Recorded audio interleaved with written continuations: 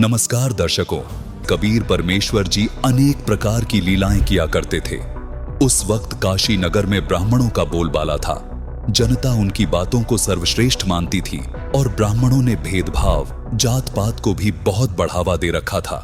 एक बार की बात है जब ब्राह्मणों ने भंडारे का आयोजन किया था और अलग अलग पंडाल लगा रखे थे, एक शूद्रों के लिए व एक ब्राह्मणों के लिए। ब्राह्मणों वाले पंडाल में जाने के लिए प्रत्येक व्यक्ति को दो दो वेद मंत्र सुनाने पड़ते थे। कबीर परमेश्वर जी ने इसी छुआछात और जात पात की दूरी को मिटाने के लिए व ब्राह्मणों को सीख देने के लिए एक भैंसे से वेद मंत्र बुलवाकर अद्भुत लीला की। देखिए कबीर परमेश्वर जी की अद्भुत लीला को साक्षात करती ये 2D एनिमेशन वीडियो। एक बार कबीर साहिब जी अपने गुरु रामानंद जी के साथ एक भंडारे में गए हुए थे। वहां पहले सत्संग हो रहा था जिसमें बताया जा रहा था कि भगवान हो तो राम जैसे हो, जिन्होंने कभी ऊंच नीच नहीं देखी। भीलनी शूद्र के झूठे बेर भी भक्ति भाव से हंस हंस कर खाए। प्रवचनों के बाद भंडारा शुरू हुआ। ब्राह्मणों ने पंडितों, साधु संतों और महंतों के लिए अलग से भंडारे की व्यवस्था कर रखी थी तथा अन्य साधारण लोगों के लिए अन्य भंडारे की व्यवस्था भी की थी।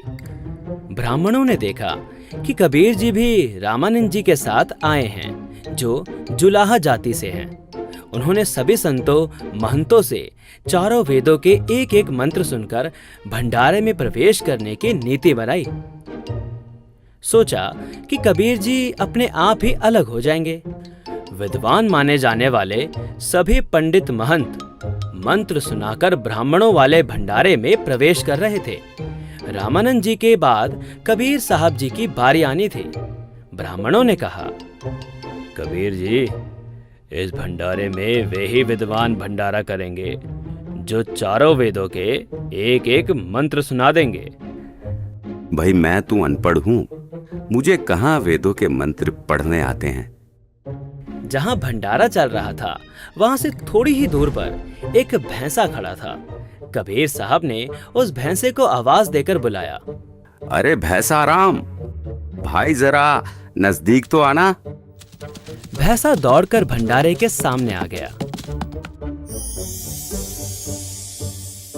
कबीर साहब ने अपना हाथ भैंसे पर रखा और कहा कि भैंसा राम, इन्हें वेदों के मंत्र सुनाओ भाई। भैंसे ने चारों वेदों से एक एक मंत्र सुना दिए।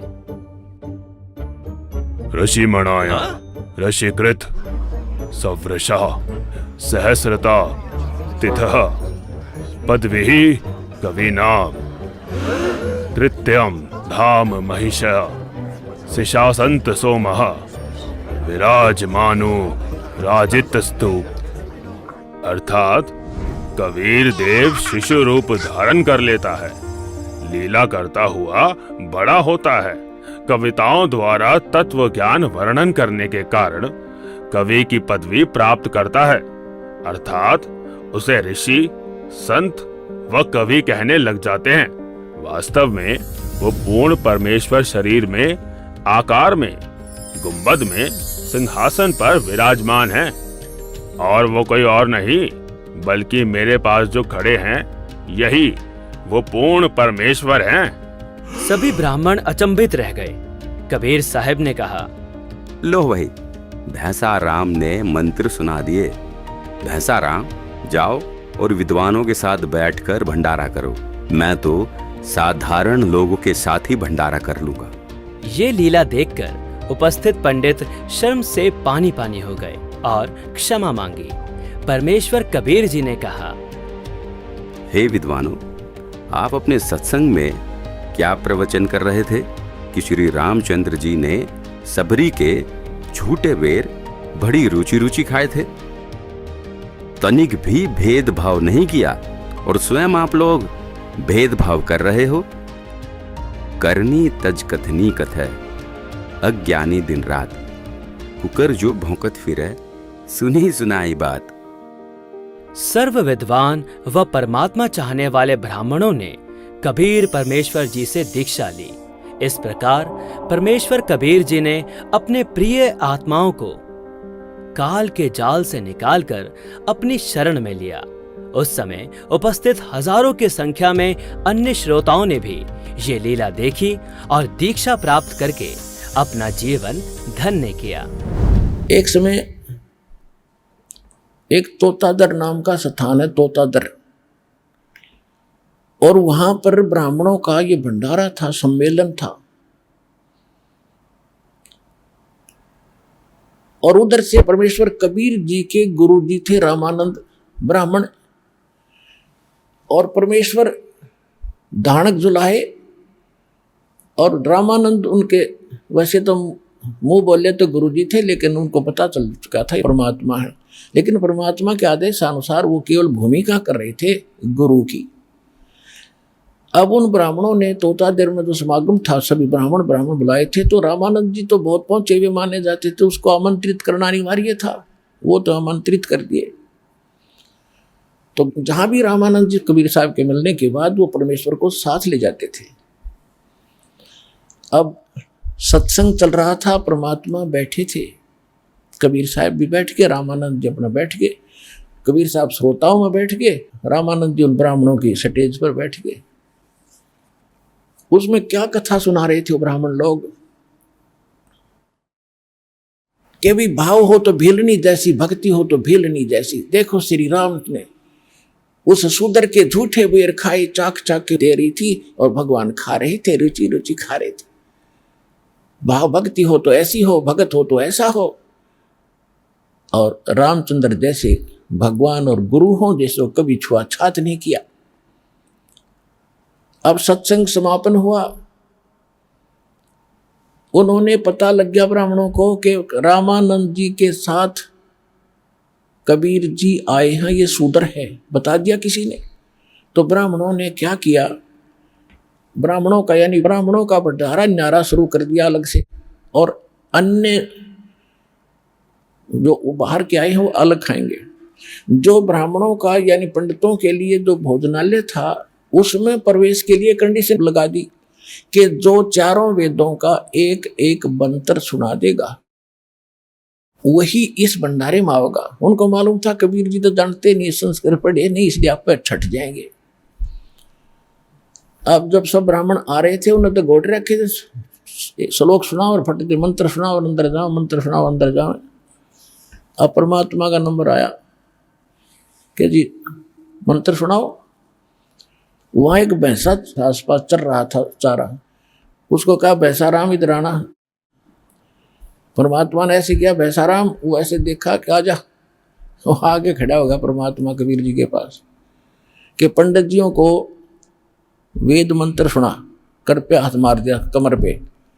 अब जोटा लग गया सुनान, कबीर अंगारी हसी बम्भारी हसी स्वर ज्योति रत धामा हसी।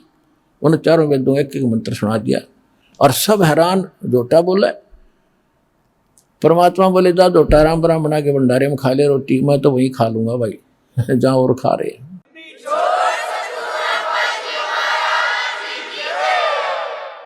वहां कम से कम 4-5 हजार ब्राह्मण थे।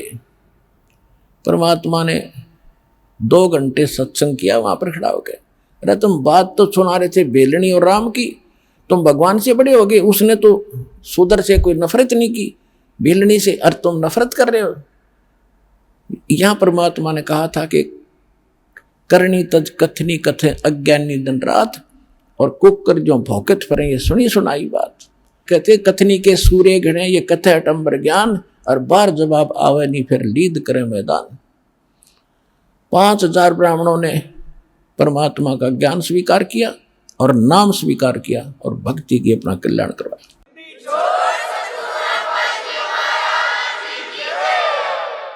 तो पुण्यात्माओं, ये परमात्मा हमारे लिए भटक रहे हैं, हमारे पिता हैं। ये ब्राह्मण भी उसी के बच्चे थे। कहते सोचल छिदर मैं करूं अपने जन के काज। उनको लाइन पे लाना था। आज तो ब्राह्मण बने फिरे थे, अहंकार में डूबे फिरे थे, बड़ी इज्जत थी संसार में, और कल क्या बनता उनके साथ। कहते पंडित हुए कुकरा हवे करे हमेश। अगले जन्म में ये ब्राह्मण कहते कुत्ते की योनि में जाकर जो सत भक्ति नहीं करता फिर भौंकता फिरे। तो भगवान अपने बच्चों को इन दुखों से बचाने के लिए भटक रहे हैं। उनके लिए यही कारण बनाया और उनको सत भक्ति दी, उनका कल्याण कराया। परमात्मा प्राप्ति के लिए सबसे पहले प्रथम कड़ी है गुरु, और गुरु हो कंप्लीट, उसके पास कंप्लीट स्पिरिचुअल नॉलेज हो और कंप्लीट मेथड ऑफ वर्शिप हो, तो वो कंप्लीट गुरु ये रामपाल दास है। इस विश्व में अपना कल्याण कराओ और दृढ़ होकर लग जाओ और मोक्ष कराओ, चलो सतलोक में। बोलो सतगुरुदेव की।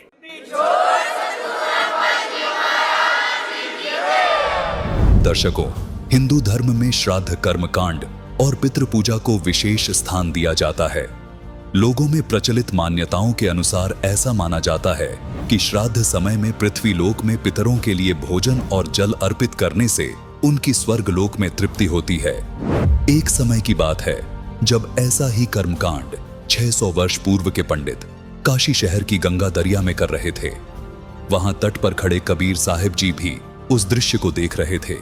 जैसा कि कबीर साहिब जी ने अपने दोहों और लोकोक्तियों के माध्यम से अंधविश्वास और पाखंडवाद पर गहरी चोट दी है, इसी प्रकार से उस समय भी कबीर साहिब जी ने पंडितों के इस भ्रम को तोड़ने के लिए आगे क्या प्रतिक्रिया की और कैसी थी उनकी वो अद्भुत लीला, जानने के लिए देखिए उस समय के पुरातन दृश्य को फिर साक्षात करती हुई ये 2D एनिमेशन वीडियो।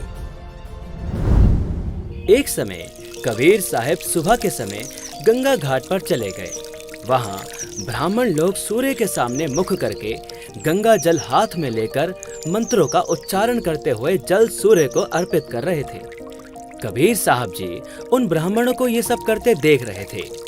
थोड़ी देर बाद कबीर साहब घुटनों पानी तक गंगा नदी में जाकर अपने दोनों हाथों से किनारे पर जोर जोर से पानी फेंकने लगे। ब्राह्मणों ने देखा कि ये कबीर ऐसा क्या कर रहा है। उन्होंने कबीर साहब जी से पूछा, हे कबीर, तू ये क्या कर रहा है? हे ब्राह्मण, मैंने आपसे नहीं पूछा कि आप क्या कर रहे थे, तो फिर आप मुझसे क्यों पूछ रहे हो कि मैं क्या कर रहा हूं? पहले आप बताइए कि आप क्या कर रहे थे। हम तो अपने भूखे प्यासे पूर्वजों को स्वर्ग में जल अर्पित कर रहे हैं। अच्छा, अब मैं आपको बताता हूं कि मैं क्या कर रहा था। दरअसल मैंने अपनी झोपड़ी के आगे एक छोटी सी बगीची लगा रखी है। मैं उसे सींच रहा हूं। अरे भाई, तुम्हारी झोपड़ी तो यहाँ से काफी दूर है, उसे ये पानी कैसे मिलेगा? हे ब्राह्मण, एक बात बताओ, जब लाखों मील दूर स्वर्ग में ये जल अर्पित हो सकता है, आपके पूर्वजों को ये जल प्राप्त हो सकता है, तो 2 मील दूर जाने में इस जल को भला क्या परेशानी होगी? तो दर्शकों, इस प्रकार कबीर साहिब जी का ये सटीक तर्क सुनकर काशी के पंडित जी समझ गए कि हमारी ये क्रियाएं व्यर्थ हैं। कबीर साहिब जी ने उन्हें यहाँ ये भी समझाया कि आप एक ओर तो कह रहे हैं कि आपके पितर स्वर्ग में हैं, दूसरी ओर कह रहे हैं उनको पीने का पानी नहीं मिल रहा, उनको सूर्य को अर्घ देकर जल पार्सल करते हैं। यदि स्वर्ग में पीने के पानी का ही अभाव है तो उसे स्वर्ग नहीं कह सकते, वह तो रेगिस्तान होगा। वास्तव में वे पितरगण यमराज के अधीन यमलोक रूपी कारागार में अपराधी बनाकर डाले जाते हैं। वहां पर जो निर्धारित आहार है वह सबको दिया जाता है।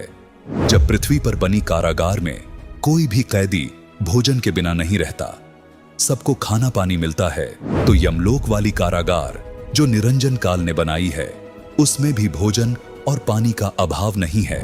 यह 2D एनिमेशन वीडियो संत रामपाल जी महाराज के सत्संग प्रवचन से लिया हुआ केवल अंश मात्र है।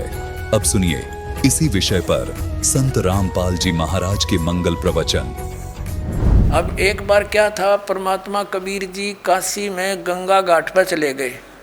गंगा का एक घाट बना हुआ है, वहाँ पर ये ब्राह्मण लोग सूर्य को यानी ऐसे सूर्य की तरफ मुँह करके गंगा से जल उठावें और वहीं डाल दें। कबीर साहब बढ़कर उसमें गंगा में घुटनों पानी में और ऐसे नौकरन लगे गंगा के जल को पटरी पर फेंक रहे पूरी स्पीड से। अब वो सारे पंडित जी अपना काम छोड़ कर कबीर साहब की ओर देखने लगे। कहने लगे, वो कबीर ये क्या कर रहा तू? कबीर जी बोले, आप क्या कर रहे हो? मैंने ना पूछा, तुम क्यों पूछ रहे हो मेरे से? पहले आप बताओ आप क्या कर रहे हो? कि हम अपने पितरों को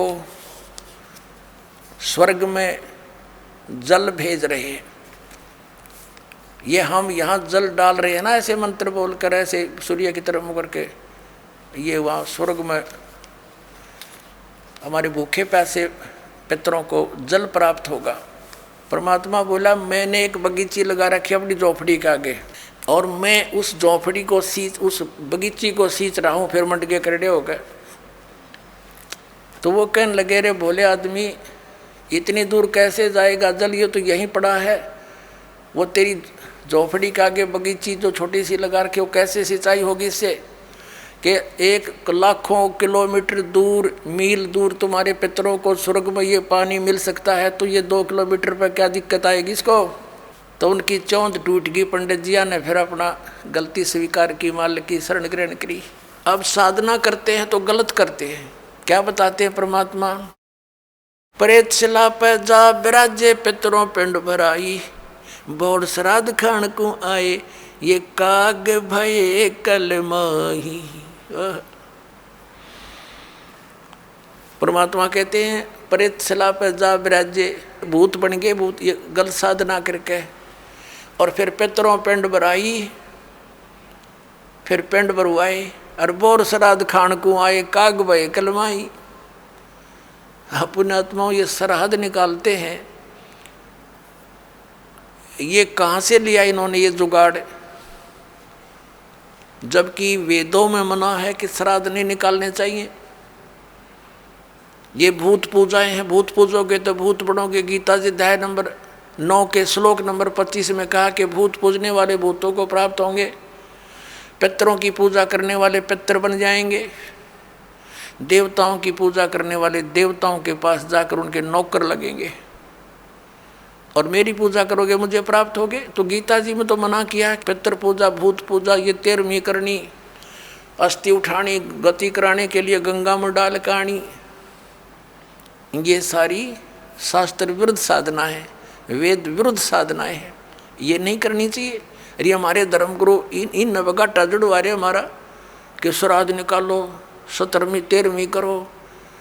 अपनात्मा परमात्मा क्या याद दिलाते हैं कि जीवित बाप के लट्ठम लट्ठा, और मुए गंग पुचैया, और जब आवे आसुज का महीना, और वो कौवा बाप बनैया रे बोड़ी सी दुनिया, सतगुरु बिन कैसे सरिया। जैसे जीवित बाप के साथ तो खेचा तानी रखे नकम्मी आत्मा है, और मरने के बाद फिर उसकी गति के लिए चलेंगे कहाँ से।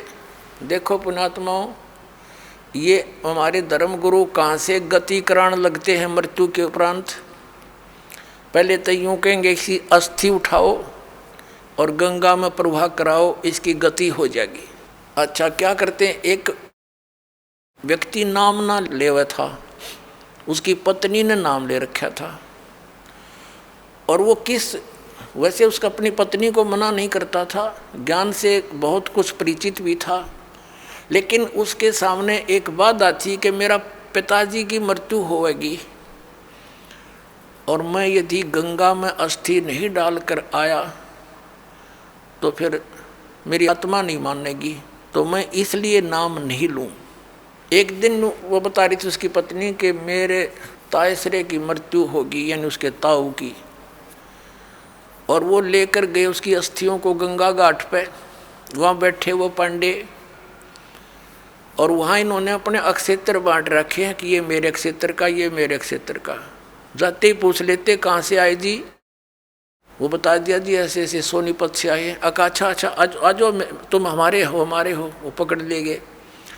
तो वहाँ जाकर उसने देखा, खोल कर पिछला सारा इतिहास बता देते हैं। तो क्या बोले वह, नो बोले यजमान इब कद बहुत दिन माए रे तेरा गजब भयो। अब उन्होंने बतावा था उसका पति के मेरा माथा ठनक्या कि दुश्मन तेनों बाट देखा हम रोज मरा, इन्हों क्या इब कद बहुत दिन माए गति करान।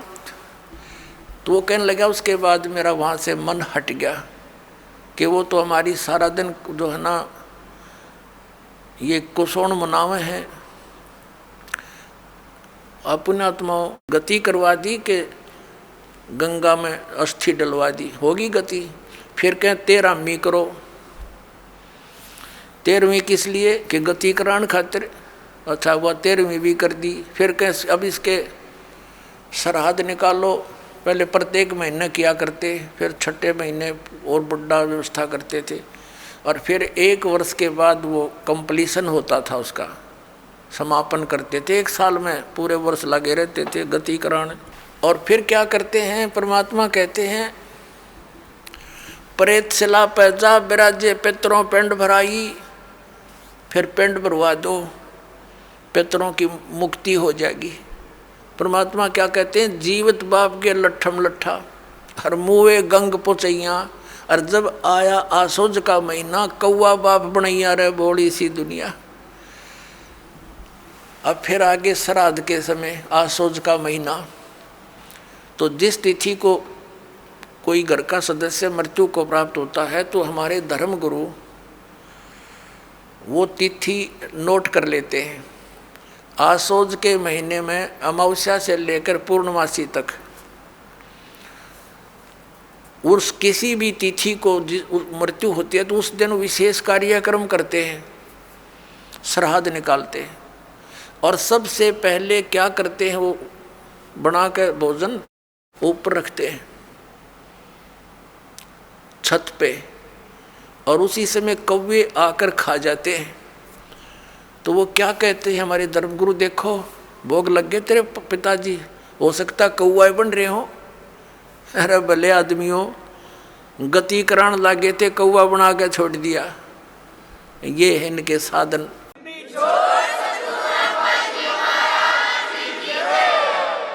अब परमात्मा कहते हैं प्रेत शिला पैजा बिराजे पितरों पिंड भराई। और बहुत सरहद खान को आए, काग बने कलमाही। आगे क्या बताते हैं, जय सतगुरु की संगत करते सकल कर्म कट जाई।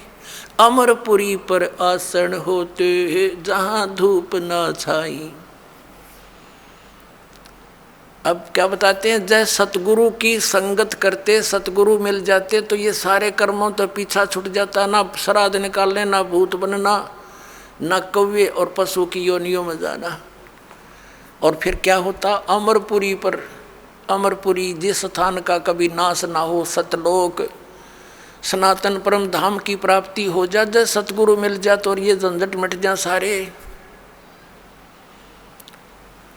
और ये हमारे गुरुजी धर्म गुरु ने कहा श्राद्ध तो वैसे निकालना चाहिए, इन्हें तो हमारे कर्म बिगड़वाने का ठेका ले रखा था। पुण्यात्माओं, पवित्र हिंदू धर्म के जो सदग्रंथ हैं, पवित्र 4 वेद और पवित्र श्रीमद् भगवत गीता, और 5वां वेद जो परमात्मा कबीर जी की वाणी जो उनके मुख कमल से बोला गया, उसमें कंप्लीट ज्ञान है, सभी सदग्रंथों का सारांश है। वो तो इनके हाथ नहीं लगा, क्योंकि उन्होंने इन संस्कृत के ज्ञाताओं ने वो तो रिजेक्ट कर रखा था। कबीर साहब की वाणी तो एक अशिक्षित की वाणी है, इस करके वो हमारे पास, हमारे तक नहीं आने दिया। तो इनमें जो पुराण हैं, ये पुराण क्या चीज़ है, गीता और वेद, उन 4 वेदों का सारांश श्रीमद् भगवत गीता। लेकिन श्रीमद् भगवत गीता में कुछ अटकल युद्ध कराने के लिए इस काल भगवान ने लगाई हैं, वो अलग से दिखाई देती है। और जो वेदों से मेल खाता वो गीता जी का ज्ञान खरा है, बिल्कुल सत्य है। तो हमने, क्योंकि वो वेद ज्ञान गॉड गिवन है, परमात्मा का दिया हुआ है, तो हमने परमात्मा के आदेश का पालन करना है। और पुराण क्या है, ये ब्रह्मा जी द्वारा दिया गया ज्ञान, ब्रह्मा जी से सुना, फिर कुछ अन्य ऋषियों ने किसी और से सुना हुआ ज्ञान, वो सब खिचड़ी बना के पुराण बना दी। अब वेदों में इन श्राद्ध आदि कर्म कांड का निषेध है, और गीता जी में 9वें अध्याय के 25वें श्लोक में स्पष्ट किया है, भूत पूजने वाले भूत बनेंगे। ये देखिएगा,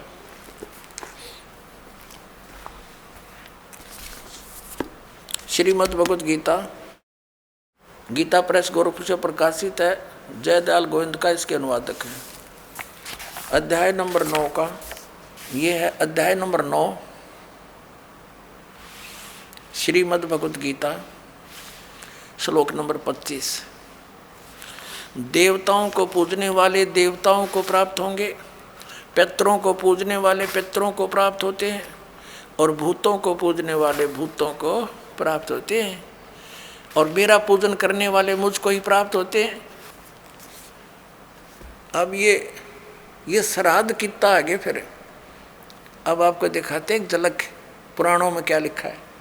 एक रुचि नाम के ब्राह्मण थे, ऋषि, और उसने वेदों को समझा पढ़ा। ये ज्ञानी आत्मा थे कि मनुष्य जीवन केवल मोक्ष प्राप्ति के लिए प्राप्त होता है। इसलिए उसने ना तो विवाह कराया, ब्रह्मचारी पद पर रहते हुए 40 वर्ष की उम्र हो गई थी, और अपना जंगल में वन में रहता था, कोई मकान झोंपड़ी भी नहीं डाल रखी थी। ये सोच करके मोक्ष प्राप्ति करानी है, क्या संग्रह करना है, 2 दिन का जीवन है। अब वो वेदों अनुसार साधना कर रहा था, रुचि ऋषि, और उसके जो पिताजी, दादाजी, परदादाजी, चौथा दादाजी वो मर चुके थे, वह भूत बन रहे थे,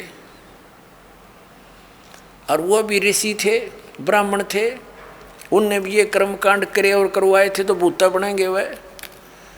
तो वो चारों दिखाई दिए और कहा, बेटा तूने विवाह क्यों नहीं करवाया? विवाह करवा के तुम हमारा श्राद्ध करता हैं और हमारी गति हो जाती। अब रुचि कहने लगा कि पितामहो, वेद में तो ये मना कर रखा है, ये श्राद्ध श्रुद्ध निकालना, ये कर्मकांड करना, ये तो मूर्खों का मार्ग है। और वो पितर भी कहते हैं, बेटा है तो ऐसा ही, इसमें कोई संदेह नहीं, मिथ्या नहीं है, सच्चाई है। लेकिन हमारा क्या होगा? अब तुम बाढ़ में जाओ, थारा क्या होगा? आप मरे, अरे पुत्र और मरवाने के लिए तैयार करे। या देखो मार्कंडेय पुराण, ये गीता प्रेस गोरखपुर से प्रकाशित है।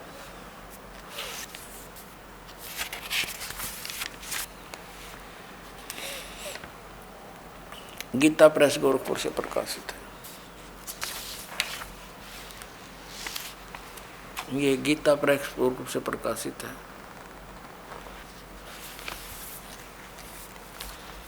ये 242 पृष्ठ पे संक्षिप्त मार्कंडेय पुराण, रोच्य मुनि की उत्पत्ति कथा। मार्कंडेय जी कहते हैं कि ब्राह्मण, पूर्व काल की बात है, प्रजापति रुचि ममता और अहंकार से रहित इस पृथ्वी पर विचरते थे। उन्हें किसी से भय नहीं था, वे बहुत कम सोते थे। उन्होंने न तो अग्नि की स्थापना की थी, न अपने लिए घर ही बना रखा था। वे एक बार भोजन करते और बिना आश्रम के ही रहते थे। उन्हें सब प्रकार की आसक्तियों से रहित एवं मुनिवर्ती में रहते देख उनके पितरों ने उनसे कहा, ये देखिए चारों आगे भूत बन रहे, ये देखो, ये रुचि ऋषि है, ये इनके पहले बने हुए वो पंडित जी सारे भूत पूज का भूत बन गए। अब ये दिख गए इसने सारे इकट्ठे। पितर बोले, बेटा विवाह स्वर्ग और अपवर्ग का हेतु होने के कारण एक पुण्यमय कार्य है। ये तो इन पितरों के वचन हैं, ये तो पितरों के वचन है जो अपनी सलाह दे रहे हैं। अब देखना, उसे तुमने क्यों नहीं किया? ग्रस्त पुरुष समस्त देवताओं, पितरों, ऋषियों और अतिथियों की पूजा करके पुण्यमय लोकों को प्राप्त करता है। वह सभा के उच्चारण से देवताओं को, शब्दा शब्द से पितरों को तथा अन्नदान, बलि, वैष्णदेव आदि से भूत आदि प्राणियों एवं अतिथियों को उनका भाग समर्पित करता है। बेटा, हम ऐसा मानते हैं कि गृहस्थ आश्रम को स्वीकार न करने पर तुम्हें इस जीवन में कलेश पर कलेश उठाना पड़ेगा तथा मृत्यु के बाद और दूसरे जन्म में भी कलेश ही भोगना पड़ेगा। रुचि ने कहा, पितरगण, परिग्रह मात्र ही अत्यंत दुख एवं पाप का कारण होता है तथा उससे मनुष्य की अधोगति होती है। यही सोचकर मैंने पहले स्त्री संग्रह नहीं किया। अब यहाँ देखो, पितर बोले, बेटा जितेंद्रिय होकर आत्मा का प्रक्षालन करना उचित है, किंतु तुम जिस मार्ग पर चल रहे हो वह मोक्ष मार्ग है। बता, इसने तो घटिया मान रहे मोक्ष मार्ग ने कि तुम जो कर्म कर रहे हो जिस मार्ग पर चले तो मोक्ष मार्ग है। अरे हम बतावांगे पितृवृंद का मार्ग। देखिए,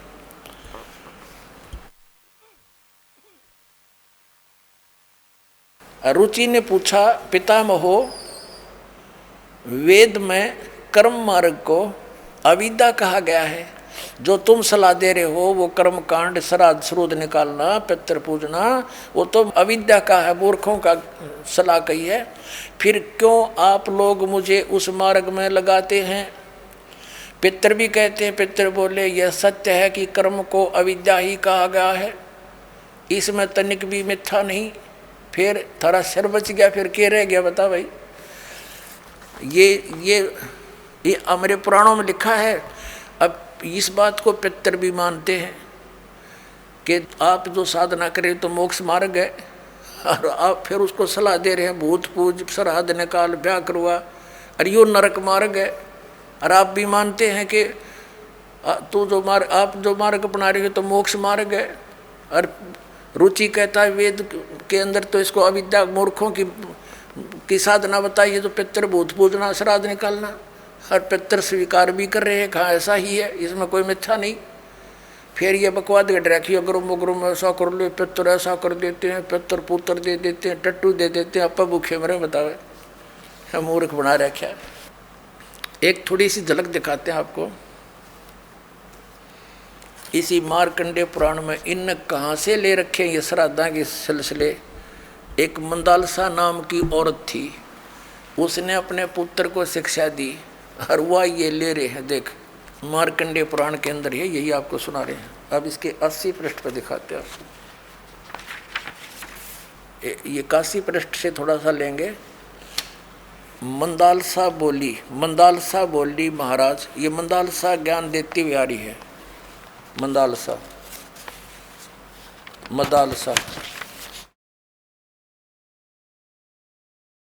ये 82 पृष्ठ पे संक्षिप्त मार्कंडेय पुराण, यहाँ देखिए। अब ये क्या सलाह दे रही है कि जो पितर देवलोक में हैं और जो त्रिक योनियों में ये पशु पक्षी बने हुए हैं, और जो मनुष्य योनियों में एवं भूत वर्ग में स्थित हैं, भूत बन रहे हैं, और वे पुण्यात्मा हों या पापात्मा, जब भूख प्यास से विकल होते हैं तो वे अपने कर्मों में लगा हुआ मनुष्य पिंड दान तथा जल दान के द्वारा उन्हें तृप्त करता है। इसी तरह वह देवताओं और अतिथियों को भी संतुष्ट रखता है। देवता, मनुष्य, पितर, भूत, प्रेत, गुहक, पक्षी, कृमि और कीट आदि भी मनुष्यों से ही जीविका चलाते हैं। अब ये क्या बता रही है कि चाहे तो वो जो पितर देवलोक में हैं, जो त्रिक योनिया में पड़े हैं, और जो मनुष्य योनियों में यानी भूत आदि पितर बन रहे हैं, वे पुण्यात्मा हों या पापात्मा, सब भूखे प्यासे मरते रहते हैं। तो वो टट्टू देवलोक में हुए, भूखे मरते प्यासे मरे। अब क्या बताते हैं आगे, ये देखिएगा यहाँ क्या बताया है 92वें पृष्ठ पर, संक्षिप्त मार्कंडेय पुराण 92वें पृष्ठ पे। इनमें से जो नरक में निवास करते हैं, जो पशु पक्षी की योनियों में पड़े हैं, तथा जो भूत प्रेत आदि के रूप में स्थित हैं, उन सब को विधि पूर्वक श्राद्ध करने वाला यजमान तृप्त करता है। कैसे करता, सुनो।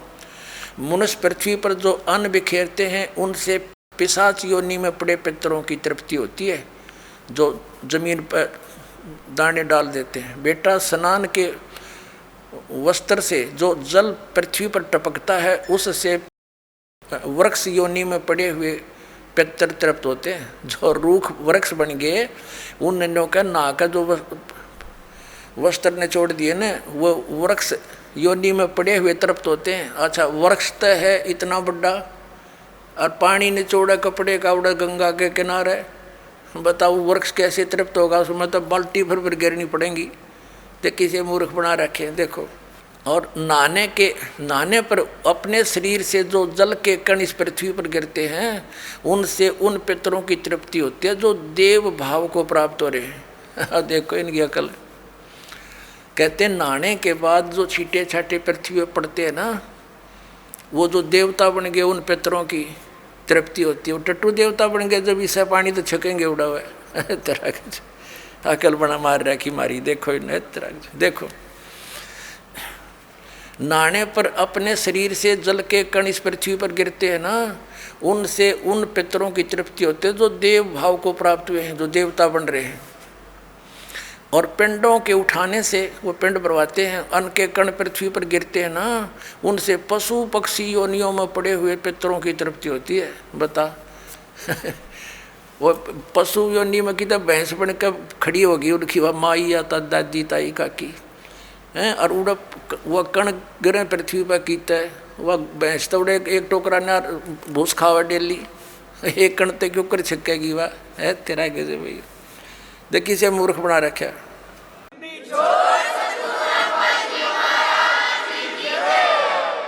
अब देखो, कुल में बालक जो श्राद्ध कर्म योग्य होकर संस्कार से वंचित रह गए, यानी बचपन में मर गए, श्राद्ध करे नहीं, तो वे बिखरे हुए अन्न और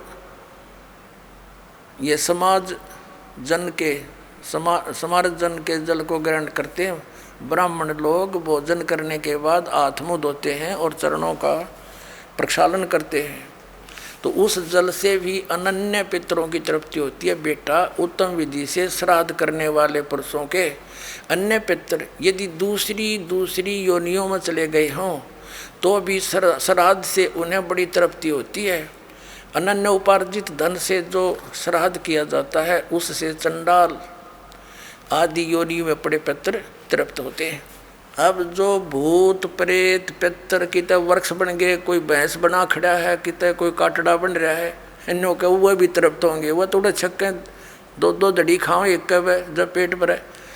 एक बार आदरणीय गरीबदास साहिब जी गांव छुडानी में हुए, जिनको परमात्मा मिले थे और सचखंड ले जाकर वापस छोड़ा था, उन्होंने फिर ये ज्ञान दिया। एक उनका शिष्य था किसान,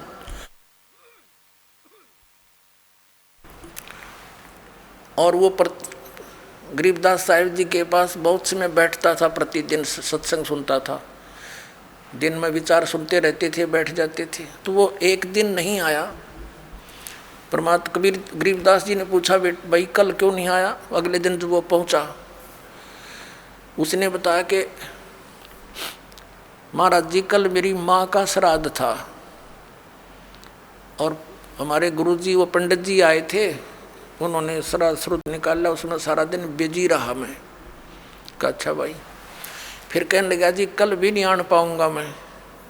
पर गरीबदास जी ने पूछा कल क्या बात है? कि कल मेरे पिताजी का श्राद्ध है। कहा अच्छा। परमात्मा पहले भी बहुत समझाते थे गरीबदास साहिब जी, लेकिन हमारी बुद्धि इतना काम नहीं करती, हम संसार के व्यवहार को घड़ा महत्व देते हैं। तो कभी गरीबदास जी ने कहा भी एक काम करना बेटा, जब तेरे पिता का श्राद्ध निकाल ले तुम्हारे वो ब्राह्मण जी, उसके बाद 2 व्यक्तियों का खाना ले आना यहाँ पर। अब उस व्यक्ति ने सोचा गुरुजी अपने लिए मंगाते होंगे। जब उनके गुरुजी ने सारा काम कर लिया, तैयारी उसने सब लगा दिया, भोग भाग कौवे कावे छका दिए, तो बाद में बचे हुए 2 रोटियों का 2 मनुष्यों का खाना लेकर के वो गरीबदास जी के मकान में आ गया। गरीबदास जी भी गृहस्थी थे, बाल बच्चेदार थे, किसान थे, लेकिन परमात्मा से परिचित हो चुके थे, तत्व ज्ञान से परिचित थे। उनका खेत था, उस भगत का ही खेत था, उसमें एक जोड़ी थी, छोटा सा तालाब जिसको लेट बोले। और उस लड़के को जब वो लड़का वो व्यक्ति लेकर आ गया 2 मनुष्यों का भोजन, गरीबदास जी कहने लगे आजा मेरे पीछे पीछे। अब उस व्यक्ति ने सोचा खेतों में कोई साधु संत आए होंगे, इनसे मिलने आते रहते हैं। वहाँ जाकर उस लेट से, उस जोहड़ से 1 किलोमीटर दूर उस खेतों में जो तालाब होते थे छोटे छोटे, पशुओं के पानी के लिए उसमें स्टोर कर लेते थे जल, तो उनके चारों तरफ झुंड खड़े हो जाते थे, झाड़ बोझड़े कांटेदार झाड़ियों के गुच्छे से बन जाते थे। उससे 100-200 फुट दूरी पर बैठ गए गरीबदास जी भी, और वो लड़का व्यक्ति बैठा लिया और वहाँ कहा, आवाज़ लगाई उसकी माता और पिता का नाम लेकर, और उनसे कहा कि आ जाओ तुम्हारा पुत्र भोजन लाया है। उसमें से एक गीदड़ और गीदड़ी निकल कर आए और वहाँ आकर खड़े हो गए, और लीला थी गरीबदास साहिब जी की, और कहा, बेटा ये तेरी माँ, ये तेरा बाबू, ये तेरा पिताजी, इन्हें खिला भोजन। वो दर दिया खोल कर उसने। अब वो छक गए दोनों, 1 मिनट खा गए फटाफट और खा कर भाग गए। अब गरीबदास जी बोले कि तुम्हारे गुरुजी क्या कह रहे थे कि 1 दिन के भोजन खिलाने से और 1 वर्ष तक तुम्हारे पिताजी पितर जो जिस भी योनि में है वो तृप्त रहेंगे। अखां जी ऐसे कह रहे थे, ये दोनों भूखे मरे थे, देख खा गए सारे ने, और भोगते ला के आए हो तुम्हें। अखां जी उस दिन पीछे कान पकड़ लिया कि जी बाढ़ में जाओ, या ये तो बकवाद है सारी, तो छोड़ दी सारी वो लोकवेद और दंत कथा, मनमाना आचरण उस प्यारी आत्मा ने। तो पुण्यात्माओं, परमात्मा कहा करते थे कि तुम 1 दिन तो आहार करा देते हो, मान लीजिए तुम्हारी बात बड़ी करें, और तुम्हारे पिताजी या माताजी जब जीवित थे दिन में 2-2 बार तो पक्का रोटी खाते थे। अरे 300 तुम कहो 1 दिन के खाने से 364 दिन कोई ज़रूरत नहीं, ये कोई संभव बात है तुम्हारी? 1 दिन तुमने भोग लगा दिया, 364 दिन क्या खाएंगे वो? मान लीजिए तुम्हारे पिता काग बन गए, कौवे, तो रोज़ भोग ला दो उनका, 2 रोटी तोड़ के ऊपर रोज़ फेंक दो ताकि उनका पेट भरा रहे। ये 301 दिन ये फंड करने तक कोई फायदा नहीं। कहने का भाव यह है कि वो तो जो बन चुके। अब पुण्यात्माओं, जब हम सत भक्ति करेंगे और इस साधना के करने से आपके जो पितृ भूत प्रेत आदि बने हुए हैं, और चाहे वो किसी योनि में है, ये पितृ वाली सिस्टम में, तो आपकी उनकी भी मोक्ष हो जाएगा आपकी भक्ति करने से। अब पुण्यात्माओं, ये सत्कर मान लेना, ये दास आपको समय अनुसार सब क्रियाएं बताएगा। इन एडवांस करने से आप अपना क्रम बिगाड़ बैठोगे। आप अपनी भक्ति करते रहो, और समय आने पर ये सब आपके पितृ वगैरह भी इस साधना से ही इनकी मुक्ति हो जाएगी। आपने रुचि ऋषि की कथा में देख लिया मार्कंडेय पुराण में कि वेद में इसको अविद्या कहा है, इन कर्म कांड को, और पितृ भी मानते हैं क्योंकि वह भी ब्राह्मण थे, ऋषि थे। अरे वो नो कहे हमारी दुर्गति हो जाएगी, जय दूसरा आदमी निकालेगा। अब जैसे एक श्रद्धालु कहता है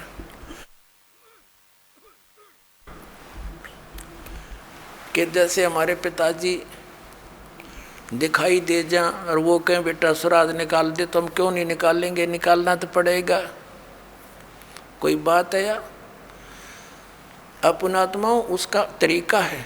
जैसे किसी का बालक और कुएं में गिर गया, उसका वो तो चिल्ला रहा है डूब गया, उसका क्या इलाज है? गिल्ले डूब जा, डांक मार दे, छलांग लगा दे, वो भी मरे गिल्ले। उसकी विधि है उसको भी बचाने की। पहले रस्सी बांध एक ऊपर मजबूत सी, उसको नीचे डालो, उसको पकड़ कर जा, उसने भी काट के लिया। तो ये पितर दिखाई दे जा ऐसे कोई है तो उसका गेल नहीं डूबे, उस श्राद्धना नहीं करे, वो तो कुएं में छलांग लगाने वाली बात होगी, गिल्ले मर गया। उसके लिए ये रस्सा है जो दास आपको देगा। ये सत भक्ति करो, इस तरह ये दान धर्म करो, और उन पितरा का वीर सब कहेंगे उद्धार अपने आप होता चलेगा।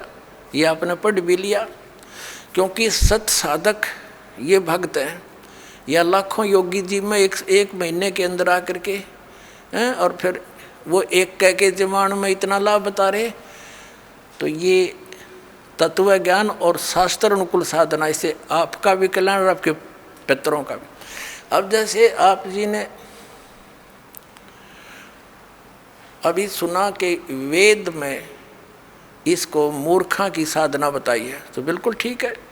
तो वेद क्या है? ये परमात्मा का विधान है, ये परमात्मा का आदेश है।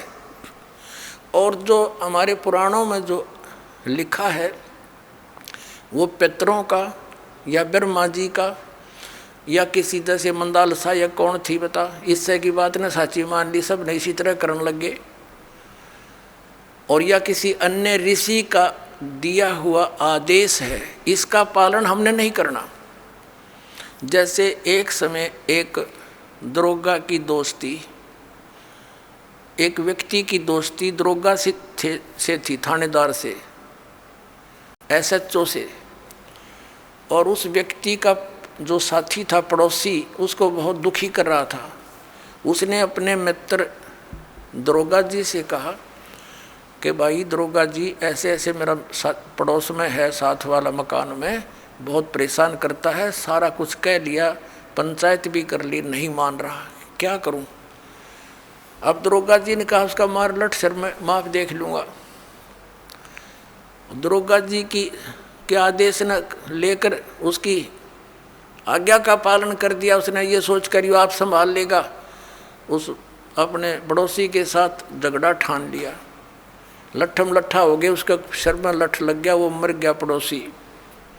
अब वो SHO वहाँ का प्रभारी था, वो लाया, उसी को पकड़कर हवालात में दे दिया, सजाए मौत होगी उसकी। अब राजा का विधान था, किसी का लठ मारेगा और मर गया तो उसकी सजा होगी मौत। और वो विधान तोड़ दिया उस व्यक्ति ने, अपने मित्र एक अधिकारी की आज्ञा का पालन कर लिया, जिससे राजा का विधान टूट गया, वो दंडित हुआ। इसी प्रकार इस वेदों, इन पुराणों में लिखा हुआ जो आदेश है, ये दरोगा जी का समझ लो इन पुराणों में। और वेदों में संविधान समझो भगवान का संविधान अगर तोड़ दिया इन दरोगा जी के कहने होते, पुराणों के या इन नकली धर्म गुरुओं के कहने से, इन शास्त्र विरुद्ध साधना कराने वाले आचार्य और शंकराचार्यों के आदेश से हमने ये क्रिया कर ली, तो हम दंडित होंगे, हम पितर ही बनेंगे, यानी मौत की सजा मौत की मिलेगी। तो ऐसी गलती हम तो ना करें भाई, और करियो भी मत। आइए अब हम उन श्रद्धालुओं के अनुभव जानते हैं जो जगत गुरु तत्वदर्शी संत रामपाल जी महाराज जी से दीक्षा प्राप्त कर चुके हैं तथा उनके द्वारा बताए गए भक्ति मार्ग पर चल रहे हैं। सर नमस्कार। नमस्कार जी। सर क्या नाम है आप? बलवान शर्मा। बलवान जी कहाँ से आए आप? बठिंडा से। बठिंडा पंजाब से? हाँ जी। संत रामपाल जी महाराज जी से नाम दीक्षा कब लिया आपने? 2009 में जी। सर संत रामपाल जी महाराज जी से नाम दीक्षा लेने से पहले आप क्या भक्ति साधनाएं करते थे? मंदिर में पुजारी थी। हमारा जो परिवार है वो हनुमान जी से ही संबंधित रखता है और उन्हीं की जोत बत्ती, उन्हीं की आराधना पूजा करता है। सर किस तरह से आपने किस प्रकार से पूजाएं की है, आप हमें बताना चाहेंगे? हमने जी मंदिर में रह कर के जैसे 42 दिनों के व्रत किए, हवन यज्ञ किए, मतलब जैसे ग्रहण कोई जाता है तो उसमें हवन यज्ञ किया, मतलब कोई भी ऐसा त्यौहार नहीं था जो खाली चला जावे। और उसमें हम पैसा कमाने के इच्छुक नहीं थे, सिर्फ हम इच्छुक इस बात के थे भी ये विषय क्या है, हमने किस धारा में जाना है, हमारा मोक्ष कैसे होगा, जन्म मरण से कैसे छूटेंगे, हमारा जो पुण्य है कहाँ लग बढ़ता जाएगा और उस पुण्य से हमारा आगे जा कर के भगवान के खाते में जाएगा या नहीं जाएगा, ये तो हमारे को नहीं पता था कहाँ जाएगा। पर इतना ज़रूर था कि भी हनुमान जी हमारा खाता आगे जा कर के देंगे और फिर हमारा कल्याण हो जाएगा। इस धारा से हम बहते गए और चलते गए और हमने खूब मतलब मंदिर में अपने शरीर को इतना सुखा दिया कि अगर इसके अंदर 2 गिलास भी जल डालें तो वो भी वापस आ जाता था और वो अंदर नहीं जाता था। अंदर की जो फैक्ट्रियाँ थी नीचे की वो बिल्कुल काम करना हट गई थी और भूख प्यास बिल्कुल मतलब अपनी जगह ठहर गई थी, बहुत ही कम हो गई थी।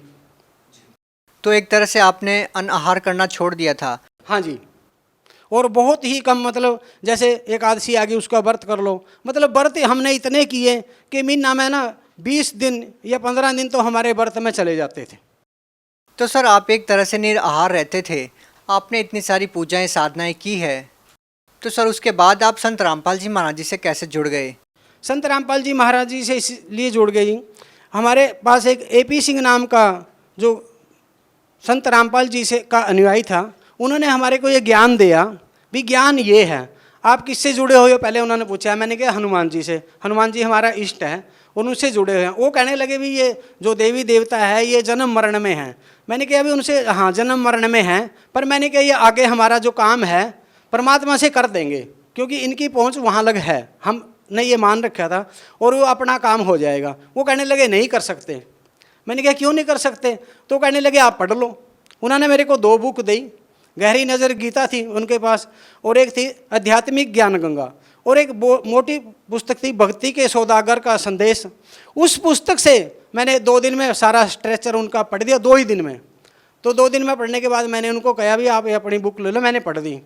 मैंने कहा जो ये ज्ञान है, मैंने कहा ये तो किसी ऐसे संत का है जो तत्वदर्शी संत है। मैंने कहा अगर वो संत होया फिर तो ठीक है, अगर वो संत नहीं होया, उसको ये ज्ञान कहीं से मिल गया तो वो तो दुनिया को लूट करके खा जाएगा। मैंने कहा छोड़ेगा नहीं किसी कीमत पे भी, क्यों? मैंने कहा ये ज्ञान लीट एंड क्लीन है और फाइनल है, क्योंकि इससे पहले के ज्ञान में तो हम सुलझे हुए हैं, पर इस ज्ञान में हम उलझे हुए हैं। सर एक बात बताइए, आप एक मंदिर में पुजारी रहे हैं, आपने एकदम से कैसे निर्णय कर लिया कि संत रामपाल जी महाराज जी की जो पुस्तकें हैं उनमें जो ज्ञान है वो बिल्कुल सही है और आप जो पहले कथाएं करते थे वो सही नहीं है? ये निर्णय कैसे किया आपने? ये निर्णय इसलिए किया, हम जब कथा करते थे उसमें जैसे देवी पुराण में आता है आविर्भाव और तिरोभाव, तो उसमें हम क्या करते थे, एक अटकल लगाते थे।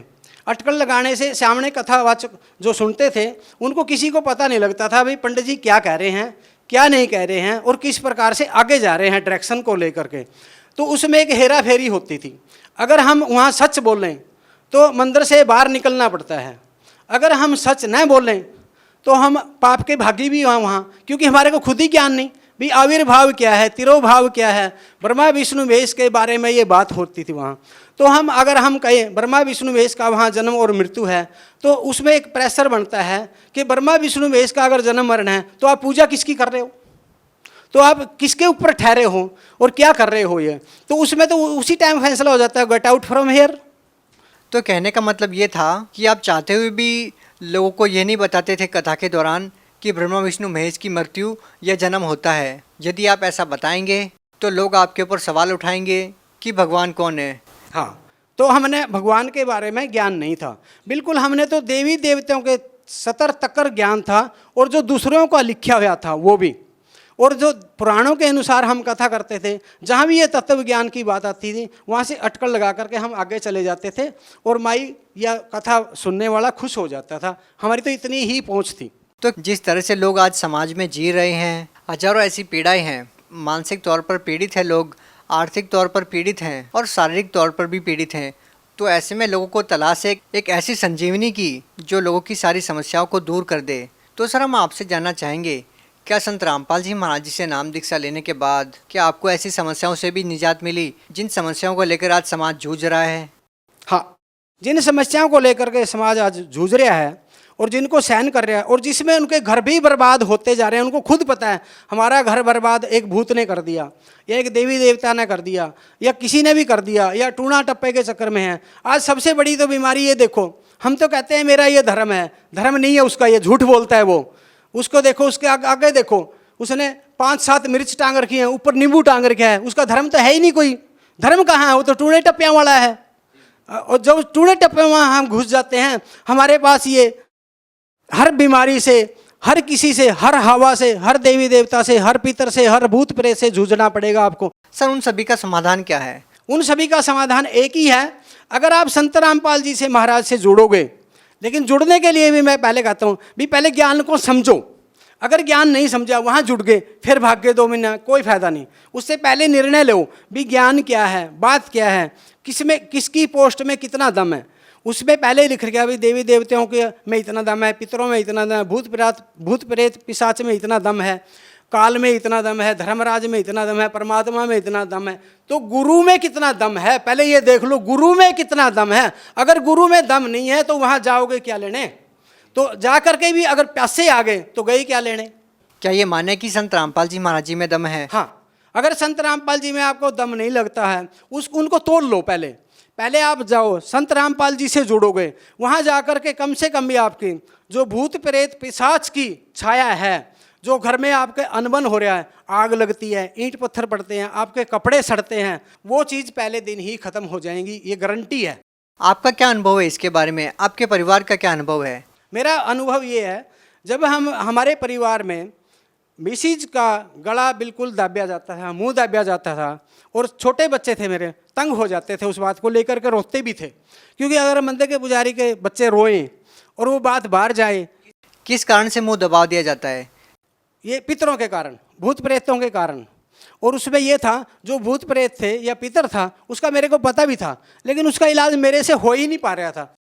सर, आज आप पुजारियों की पोल अच्छे से खोल रहे हो और आपके निशाने लगातार तांत्रिकों पर भी फिट बैठ रहे हैं। बहुत बड़ा प्रश्न चिन्ह भी आप उन लोगों पर खड़ा कर रहे हैं। तो क्या ये जो तांत्रिक क्रिया होती है, भूत प्रेत की जो बाधा होती है, क्या संत रामपाल जी महाराज उसको ठीक कर देते हैं? संत रामपाल जी महाराज उन चीज़ों को बिल्कुल जाते ही कांटा मार देते हैं। आगे का क्या अनुभव रहा आपकी पत्नी का? हमारी पत्नी का ये अनुभव रहा कि जो वो चीज़ थी जिसको पितर प्रेत कह लो, वो अंदर बैठ गई थी बिल्कुल। वो अंदर बैठने के बाद मैंने उनसे कभी नहीं कहा भैया आप संत रामपाल जी से जुड़िए या ना जुड़िए, पर मैंने उनको बुक जरूर पढ़वा दी थी सारी। मैंने कहा 5-5, 7-7 पेज करके पढ़ो इनको और इसमें देख लो, अगर जैसे तो ठीक है, नहीं छोड़ दो। उन्होंने सारी बुक पढ़ी, उन्होंने अपने आप कह दिया कि अब मेरे पास कोई चारा नहीं है और मैं संत रामपाल जी के पास मैंने ले चल। मैंने कहा भाई सोच ले, पर ले चलेंगे, पीछे नहीं हटेंगे, पीछे नहीं हटने देंगे, जो मर्जी हो जाए, मैं तो हटूंगा नहीं। तो उन्होंने कहा ठीक है, पीछे नहीं हटेंगे। तो उसके बाद में जब बरवाड़ा गए, वहाँ जाकर के मिसिज ने चाय पी।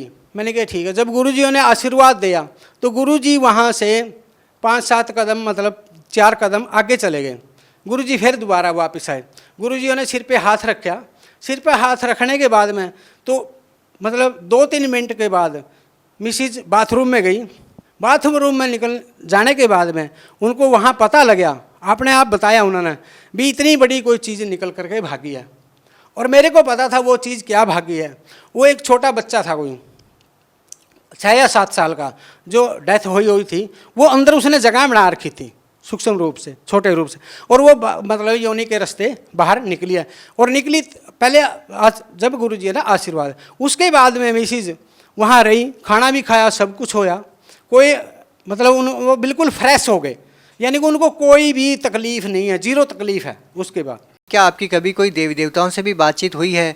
आप काफ़ी सालों से पुजारी रहे हैं, इस बारे में आपका क्या अनुभव रहा? हमारा इस बारे में ये अनुभव है कि हमारे देवी देवताओं से कोई ऐसी देवी देवता नहीं है जिससे हमारी बात ना हुई हो, और खुल कर के बात हुई है। सर, लोगों का इस बात पे विश्वास करना बेहद मुश्किल है, क्योंकि सर लोग कैसे विश्वास करेंगे? वो अमरनाथ जाते हैं, केदारनाथ जाते हैं, सर दर्शन करना तो दूर की बात है, लोगों को पत्थर की मूर्ति तक के दर्शन नहीं होते। और आप कहते हैं कि मैंने सभी देव देवताओं से बात की है। सर, अपने आप में विश्वास करना काफ़ी मुश्किल है। अगर आप हमारे ऊपर विश्वास करते हो, इस अनुभव के ऊपर विश्वास करते हो, भी देवी देवता बात करते हैं या नहीं करते, आपने ये विश्वास करना होगा। आप अपनी साधना को लेकर के देखिए और पिछलों की साधना को मिला करके देखिए कि देवी देवता तो आपके सामने हो जाएंगे। ये कोई दूर नहीं है जीव से, ये तो बहुत ही नज़दीक का मामला है। जैसे हम रेलवे स्टेशन पे जाते हैं, रेलवे स्टेशन से जो बाहर दुकानें लगी हैं वो क्या आपके लिए औखी हैं?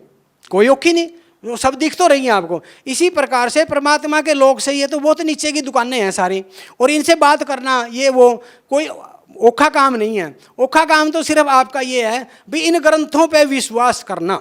अगर आप ग्रंथ के ऊपर डट गए, पहले ग्रंथ पे डटो, फिर संत रामपाल जी पे डटोगे। सर, आपने बड़ी ही ईमानदारी के साथ सभी सवालों का जवाब दिया और धर्म के अंदर फैल रहे पाखंडवाद के बारे में भी आपने खुलकर बात की। तो सर, आखिर में आपसे ये सवाल ये है कि आप भगत समाज को क्या संदेश देना चाहते हैं, जो आज भी धार्मिक पाखंडवाद के शिकार हैं? मैं भगत समाज को प्रार्थना करना चाहता हूँ। संदेश तो संत रामपाल जी ने इतना दे दिया कि कोई ऐसा कोना नहीं छोड़ा जहाँ संदेश ना पहुँचा हो। लेकिन यहाँ पर मैं ये कहना चाहता हूँ समाज को, भाई कहना क्या चाहते हैं, कह क्या रहे हैं। 80 रुपये की बुक हमारी छपती है, हम 20 रुपये में उसको दे रहे हैं। उसमें कोई एक ऐसा शब्द देखो जो संत रामपाल जी ने अपने पल्ले से लिख दिया हो, वो निकाल लो कमी। तो हमारा ग्रंथ को अच्छी तरह से पढ़ करके और फिर संत रामपाल जी से जुड़ो या किसी से भी जुड़ो, लेकिन उसको बिल्कुल तोड़ लो आप, लीट एंड क्लीन हो जो, और लीट एंड क्लीन होते ही आप जो सुख की लहर है वो उसी टाइम दौड़ जाएगी कनेक्शन होने से। क्योंकि जैसे स्विच ऑन ऑफ करो, लाइट आ गई चली गई। बहुत बहुत धन्यवाद सर। सत्य।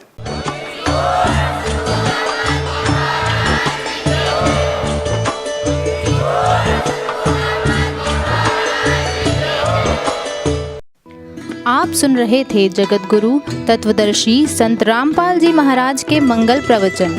अधिक जानकारी के लिए संपर्क करें